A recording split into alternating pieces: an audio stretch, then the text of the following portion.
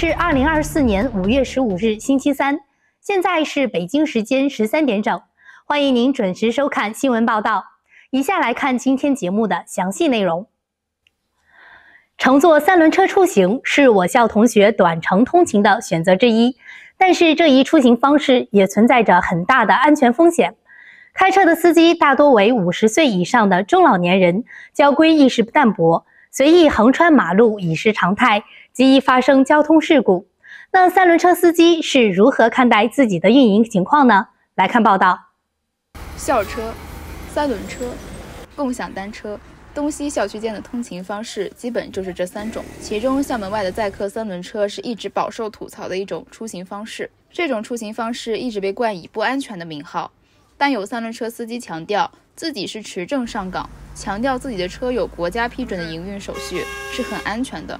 这都是那个警官啊，这是行驶证嘛，啊，这是驾驶证嘛，哎，制动车嘛，这黄牌制动车嘛，我都考驾照考了1年的时间才考。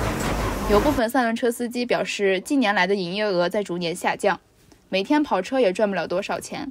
因此，很希望学生能够多选乘他们的车。这就是那个扫码车嘛，小黄车。哦，就受那种共享单车影响下，大家都会骑车过去。对。就是坐我们车会很少。对。现在坐我们的车呢，我们拉车都是些老年人，没有中年人了。中年人养家糊口肯定没有。我们都是老年人了，做一个算一个嘛，搞一点算。不过，也有司机表示非常理解学生的不容易。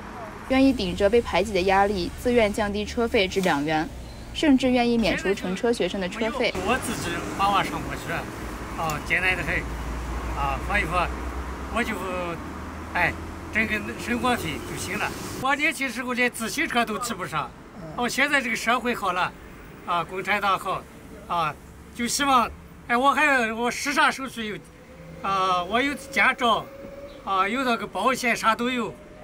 都经过这个手续都办了，希望交警不要为难我们就行了。也为了学生上学。其实他的小黄车很不安全。那天我骑的高了这个，还有的没刹车，到处都不行。我们的这车起码是经过合法手续。它有那个有保险的嘛，有稳定性的嘛。谈及到今后是否会转行跑网约车之时，他们都不约而同地表示，自己年岁已高，已无可能。年龄太大了，不行。我就想得很跑，这是还有牌照，我这是三轮车照。这是本台记者综合报道。4月底，我校西区商业街迎来了一家全新的餐饮店——永嫂卤肉饭。该店隶属于同学们都熟知的永嫂肉夹馍系列产品之一。谈及为什么要新开这家卤肉饭店，永嫂表示，要源于2年前同学们给他提的那个建议。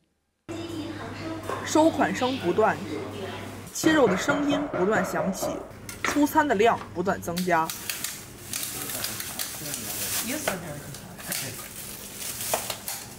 这是位于西区商业街新开的永嫂卤肉饭。店内食客众多，永嫂表示自己一个人根本忙不过来，每天都要2头跑。这个是我爸，这个是我们亲戚大姐。一个人肯定也搞不过来，他们在那边也比较放心。我一个人就在这边。谈到开卤肉饭店的初衷，永嫂表示，这源自一个同学在2年前给他提过的一个小想法。在有一天，有一个同学跟我说，可以怎么做，弄成那个饭嘛。然后就2年之后就才做的这样子的。谈到开店以来的感受，他说特别累，因为每天都要一早起来备菜，晚上又10点多才能收档。就是有点累，工作有点多，因为每天就是肉菜都是我们自己做的。我晚上收的晚嘛，我一般11点多才收嘛，到10点多收了，我就边弄好了，然后早上7点多就到这里嘛，就准备。永嫂说自己对川传的同学印象特别好，我们在拍摄的过程中也恰好遇到了一位今年即将毕业的学长来光顾永嫂的饭店。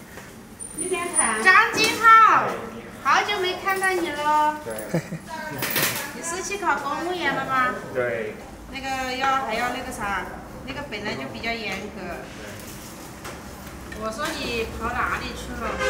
我还是这是本台记者综合报道。猫咖是近年来比较火的文娱休闲产品之一，而猫咖的这股热潮也早早地吹进了我校的校园。在我校西区小不点集装箱创意大街中，就有一家猫咖馆。许多同学都喜欢在这个地方谈天说地，无论是商讨拍摄方案，还是课后闲聊，谈及到开店这么久以来遇到的趣事，老板表示能说3天3夜。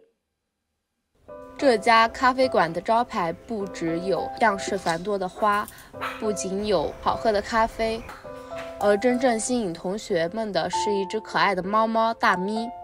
老板表示，在店里放只猫不仅能调节自己的情绪，更可以让同学们在店内喝咖啡的时候感受到来自小动物的温馨。衣服啊等等的，我觉得还是挺好的，既陪伴了我，然后也陪伴了同学们，给同学们带来了快乐还开心。